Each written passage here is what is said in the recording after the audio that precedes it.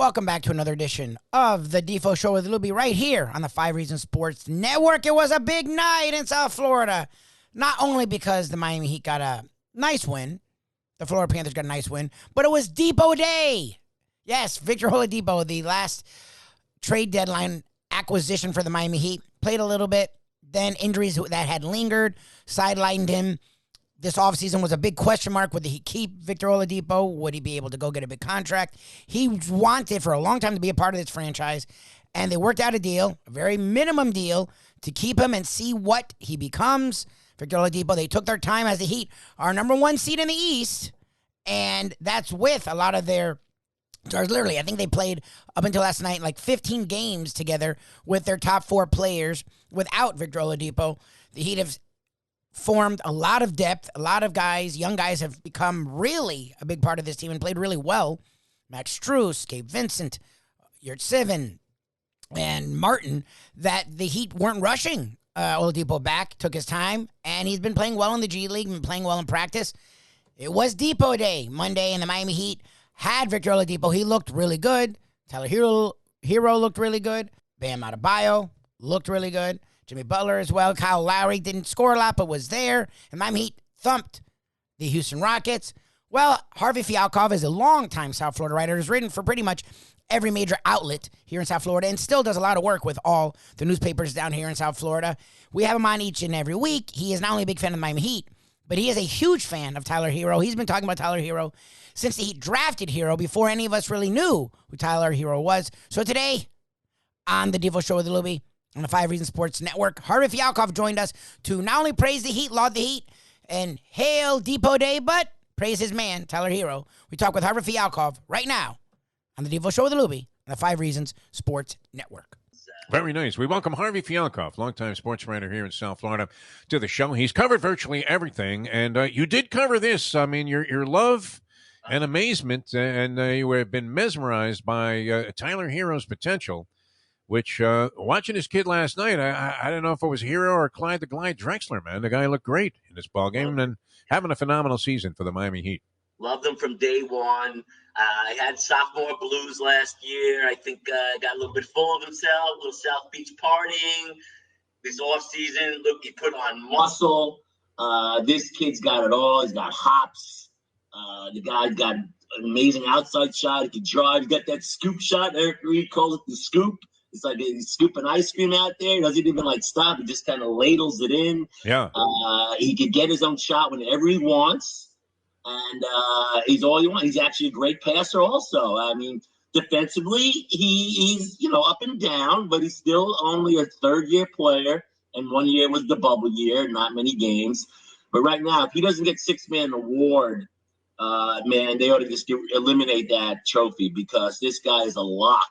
30 points last night. He's a regular 20-point scorer coming off the bench. He's had to start a lot because Kyle Lowry has some disappearing acts that we're not sure what's going on in his life. I hope everything's okay. He was there last night, but really was no factor. But then they had a secret guest star, a cameo, by Victor Oladipo, who came out of hibernation, 4 years of being injured. The guy was a solid 2-guard before he sustained a myriad of injuries. And it's like a secret weapon right now. The only thing I'm not happy about is it made Max Strus kind of invisible. And I love that guy. He's kind of Duncan Robinson with defense. So we'll see what happens. I mean, right now Eric Spoelstra doing an amazing job weaving in 10, 11, 12 plays. His team is so deep. They're not hurt with anyone on the court. Caleb Morgan, they got to sign this guy. Caleb Martin, excuse me. They got to sign this guy to like a major long-term contract. He does it all out there. So right now, Miami, South Florida, be happy with what you got. Don't be miserable with what you don't have, like the Dolphins and the Marlins. You got the Heat and the Panthers, 2 of the best teams in their respective sports. Just go with it. Enjoy it, because right now they're a joy to watch. The Panthers lead the league in goals, first in Atlantic, second in the entire conference. They're on the way to their first playoff series victory, I hope. 1996, worse than the Dolphins. But this is their year. I mean, there's no chance this team does not advance in the playoffs this season, guys. So it's a lot of fun right now. I'm not happy with the Yankees right now or baseball, but be patient. We don't need them for a few months. Well, it's interesting too, Harvey. I know we say this every time that one of these situations arises where there's a lockout or a strike or any kind of work stoppage, and seasons. You had an entire hockey season shut down by one of these labor disputes, and in reading some of the postscripts on that in relation to the baseball situation now and the collective bargaining agreement, which seems to be going nowhere, and they're talking. The theories are, well, maybe May 1st they'll get this thing started, and the players are going to insist they get paid for all the games. But Gary Bettman supposedly was determined to just crush the union, and the owners all got together, and I think in the end that they ended up getting the better of it, even though obviously the conditions and pay for players has improved greatly in the National Hockey League over the years, but. This Major League Baseball, I don't know. I mean, people always say, well, and I don't care about that. If they get it worked out, great. If not, and that's kind of my approach. Well, whenever they start playing, I'll probably watch again. I'm not one of these guys that's going to say I'll never watch another game. That's wildly almost impossible to conceive of. But I don't know. Do you see or sense that there's more indifference about it? You love baseball like nobody else that we know. And, I guess a lot of people do, but do you see this indifference kind of setting in where people just don't care anymore? I definitely some apathy, indifference. People are suffering right now around the world. We kind of lost you there, Harvey. I don't know if your mic shut off or what happened there. Yeah. You might have hit a button or something, but you're going in and out. Yeah, you're going in and out there. But anyway, you were saying it, and you were looking good saying it too, even with the hat off. It looks good. And the hair a little bit verklempt here early in the morning on a Tuesday. Sleeping. There you go. Sound a little better now. Yeah. Listen, guys, there is some apathy and indifference. There's a lot of struggles around the world with diseases and war, and people don't want to hear about billionaires arguing with multimillionaires over money. It's just disgusting. And right now we have a lot of other things, as I said, to focus on in the sports world. Besides, basketball, hockey, you got the NCAA tournament coming up, which we all love. Were you into that? We were speculating that you weren't that big on college sports, but you would have to be a college basketball fan growing up in New York, no? Yeah, what do we have in New York? St. John's? That was about it. Yeah, Lou Carnesecca, man. You're not that much younger than me. I mean, who didn't love Sweet Lou, man? And anytime he spoke, I mean, you had to listen, right, with that voice he had and the style. Yeah, well, Walter Berry and Chris Mullin. I love that team, obviously, but we didn't have much else. Just like we had no college football. I didn't even watch college football until I moved to Florida. I had all the pro teams that I needed, 2 in each sport. So I didn't need college football, and I didn't really focus on college sports until I transplanted to Florida. But right now, we have so much. And I do like the tournament. The tournament's exciting. Yeah. I don't do the betting pools. I'm really not that into it because I don't follow it during the regular season. I did shed a tear over Coach K the other night, which is kind of sad that the UNC blew him out in his final regular season home. What did you think of him coming out there, though, before the ceremony was going to begin? And all he had to do was sit there. And, if he said, hey, listen, we wanted to bring you guys a victory here, but North Carolina, I tip my hat to him. But instead, he grabs a mic impromptu, and just starts improvising how the whole thing sucked. I thought that took away from a little bit of the sort of high level emotional air of the ceremony. It's like who needs to have a coach like look his team in the eye there and apologize to the fans because they didn't play well that day. Crazy. I mean, he saw the crying faces in the stands. I mean, these kids were crying, blue streaks down their face from their colors, and he just said this game is not acceptable. He says the season's acceptable. Basically, it's not over yet. But it was his last time there, obviously, in home. But I listened to the whole post press conference, that the reporters put him through, and it was much better than his on-court speech. He really looked lame to me. I lost a lot of respect for the man. He talked about his emotions and his family and seeing all the old players coming back.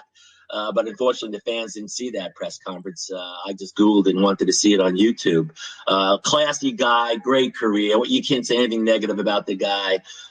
He seems to be loved by all his players, past and present, future. So I wish him nothing but the best. I hope they'll make a little run in the tournament just for old times' sake. But we'll see because UNC really just exposed a lot of their weaknesses.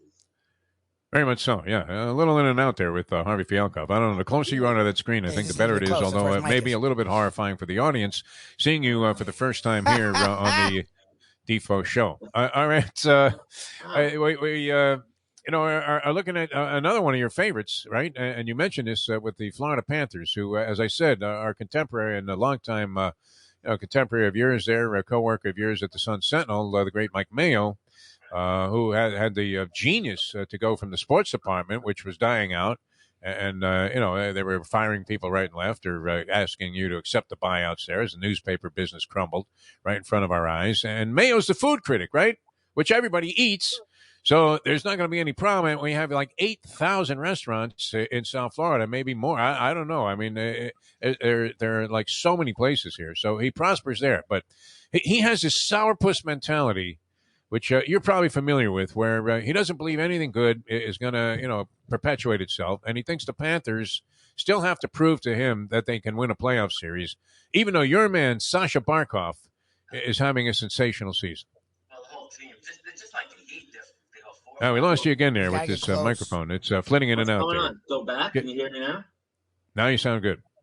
All right. So there. It's too close to it. Listen, I think Mike Mayo suffers from indigestion too much. Yeah, that's possible also. Yeah, he looks a little irritated all the time now. By the way, he left the sports department way before the newspaper industry was dying. Smart move on his part, but the section was still in great hands for at least 10 years after he left. But Mayo was a great sports writer. Don't get me wrong. Yeah, no, he funny, thinks. Yes, yeah. Like Greg Cody, with his humor. And all subjects, and he loves hockey too. Coming from New York, he covered the Panthers for a while, also. Yes, he did. I covered him for 7 years and a couple of playoff runs, but obviously never amounted to anything. Trocheck was tripped against the Islanders, but listen, this is the year. There's no chance that this team is not going to win a playoff series. They're beating all the competition put in front of them, including Tampa, who is still just barely. They're on their heels in the Atlantic. Carolina also is having a great season. But right now, the Panthers, they won 3 in a row. They had a couple of hiccups there at home. Shocking, but their offense is clicking. They lead the league in goals. It's not just Barkov. It's Huberdeau. It's Duclair. They got the old guys Hornquist and Bobrovsky and Knight splitting the net. I mean, this team is just cooking on all cylinders, and I don't see them stopping. They've been steady all season. Had a couple recently during a few losses. They're all 1-goal losses, high-scoring losses. They could use another defenseman, a real rugged defenseman. Ratko Gudas is kind of alone out there in the toughness department. But they're going to do it this year, man. The Panthers and the Heat are going to go deep in the playoffs. The Heat get no respect from the NBA, and analysts out there. You never hear them talking about them, getting to the finals again. But to me, they play like the old Knicks, the old Celtics, pure team basketball. They're a pleasure to watch. No matter who's in there, they're going on all guns. So I love this team. As we spoke, Tyler Herro reminds me of Pete Maravich in a lot of ways. You love this guy. Yeah, all right. This Calvin Ridley story. I don't know if you're familiar with all the details. But he gets involved in he made a few wagers while he wasn't actually with the Atlanta Falcons. He was on some kind of non-football injury relief or sabbatical because he was dealing with mental health issues or his own mental state. And okay, so he makes a couple of bets. Here's Roger Goodell sitting with with Portnoy, at Barstool Sports, owned by a gambling entity, and he's wearing a FanDuel jacket. So the NFL is encouraging everybody. I think half of the commercials in the Super Bowl involve gambling sites, and the proposition that you start wagering heavily right now will even give you $1,000 free incentive to come in here and make your first $1,000 of losing bets on us. Exactly. Yeah, great. So why are they doing that? I mean, that's to encourage people to get involved in something, which, here's a relatively young man, and he makes a couple of bets casually, and now he's suspended for a year. Is it hypocritical on the part of the NFL to do that, or should they not? I mean, I don't know how clear it is in any collective bargaining that at least betting on your own sport, I would think would be a rule that every league and entity in sports would have engraved into any collective bargaining agreement. Go ahead and you want to bet on basketball, whatever, fine, but don't be betting on the National Football League if you're in the league. I think that's the point, Deep. I mean, let's talk to Pete Rose about this subject matter. I mean, you can't bet on your own sport. I mean, obviously, we had an NBA ref throw games a few years ago. We don't know about Pete. We think he only bet on the Reds when he was managing them, but who knows if he bet while he was a player. But that guy was... I think he was betting on everything, man. Yeah, he was betting on everything. He was betting on 2 roaches in the sink to see who would get to the drain first when he turned the light on in the kitchen, this guy. Right. But the deal is, we got a football team in Vegas, we got a hockey team in Vegas. It's all right there. Yeah, all the exactly. gamblers, they all could get a hold of them. But I do believe there needs to be a strict rule that you can't bet on your own sport while you're an active player. I just feel like you can't do it because everyone will be suspect of throwing games. So I think that Goodell has to slap him hard on the wrist on this one. All right. Well, good stuff, Harvey. I like the Yankee hat. Was good. Did you lose it there? Did your dog chew it up or something? I want to show my nice head of hair. That's all. Oh, no. Yeah, you look sharp today. And this was great. A great innovation. Worked out for the most part very well. And we'll iron out the technical sound issue. But no, very good. And always great having you on the show. Lastly, Indian Wells this week. The great tennis tournament right for the Miami Open. Nice. Looks like Djokovic is going to play. Will you be covering the Miami Open, by the way, for any of your local entities? I hope so. Still talking about it with the Herald and the Palm Beach Post. Okay. Tell them to make a decision already, will you? I mean, tell them to make a decision. Serge Stakowski, a former player, serving volley player, top 30. He's retired. He joined the Ukrainian army. We got to give it up for this guy. Wow, he's rich. He didn't need to do it. God bless this guy, and I hope he stays safe because that's an amazing feat that this young man's doing. Serge Stakowski, look him up, guys. What a class young man. No, deep respect for the Ukrainian people. Didn't know much about him, right? And wow, you can't help but just have nothing but the utmost admiration for their spirit, for this whole thing. And I mean, amidst like the most dispiriting of circumstances where you're just getting arbitrarily shelled by Russians who decided, okay, you know what, we want to take over your country. And, I mean, amazing bravery that they're showing. How about Klitschko, your boxer, the mayor of Kiev? Yep. He's like right behind me there. Yeah. Vitaly Klitschko. I pay homage to him every day with this picture here. Where and I'm hoping that Putin runs into a big right hand. Remember that roundhouse that Klitschko threw? Man, he gets you in the temple, it's over. All right. Harvey, have a good week. We'll talk to you again next week. Harvey Fialkov, ladies and gentlemen, longtime sports writer down here. As Defo just said, that was Harvey Fialkov, longtime sports writer for the South Florida area with the Miami Herald, Sun Sentinel. I think he's done stuff with the Palm Beach Post as well. He's also been an editor, does stuff online, and he still follows the South Florida team very closely, big with the Panthers, and he loves not only the Heat in general, but he's been big with this group for the Miami Heat, whereas ESPN, a lot of the national outlets haven't paid any attention. Harvey Fialkov has been honed in on the Miami Heat, especially Tyler Herro, Bam Adebayo, and now Victor Oladipo. Miami Heat look very strong, and in spite of the national media not paying any attention, of course, down here in South Florida, we're paying a lot of attention to the Heat, who have really played well this entire year, had a lot of injuries, literally. Again, like I said, the beginning of the segment, only now I think 16 games they've had their top 4 playing together. And that was the first game they've had their top 5, including Victor Oladipo. Literally, their depth has been so strong with the young guys that Oladipo apologized in the postgame press conference because Max Strus and Vincent got a little less time to give him more time. That's not only how good this team is, how deep this team is, that's how together this unit is. The stars, the lower-level players, the middle players are all together. It's pretty impressive what the Miami Heat did last night in thumping the Rockets. And what's great is it's a group of guys that are lunch pail guys. Like, they're stars or not, and they all have the same mentality. It's going to be fun to see this team work down the stretch. I appreciate everyone listening here. If you want to catch more of us, check us out tomorrow morning from 7 to 9 live on IN channel. Just Google The Defo Show, DEFO. And every day we have exclusive content on the Believe Network. Just Believe.com, search After Hours. Today, we talk with the singer-songwriter, Don McLean. Yes, not the basketball player. Don McLean, the man who came up with American Pie. It's 50 years since American Pie came out. He's doing a national tour. It might be a worldwide tour about American Pie, singing American Pie and some of his greatest hits and some of the other things he's done. We have a conversation up right now on Believe.com, search After Hours. Don McLean, singer-songwriter of American Pie. We also talk about what happened with Calvin Ridley. Yes, the Alabama star receiver who's become a star receiver in the NFL. A lot of rumors were the Dolphins may be trading for him as they are looking to bolster their wide receiving core. That ain't happening now. Calvin Ridley out for a year due to gambling. He wasn't playing last year due to personal reasons. He supposedly put a parlay together for $1,500 where he did have the Falcons in there, but he bet for the Falcons, his team.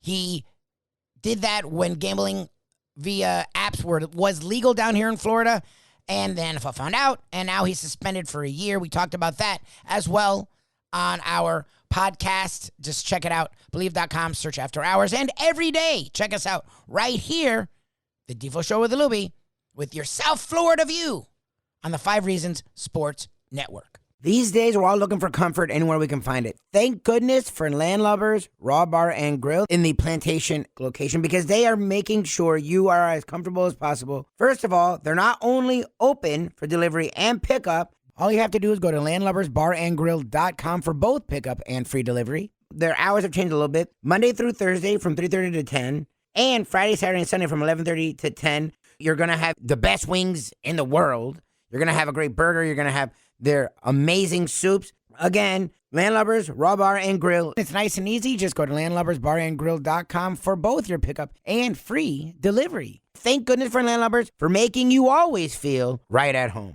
Hey folks, Tony Segreto here. Let me ask you a question. What do you look for when you go out to eat? Good food, obviously. Friendly atmosphere, not too loud, but good energy, reasonable prices, and a place where you feel comfortable.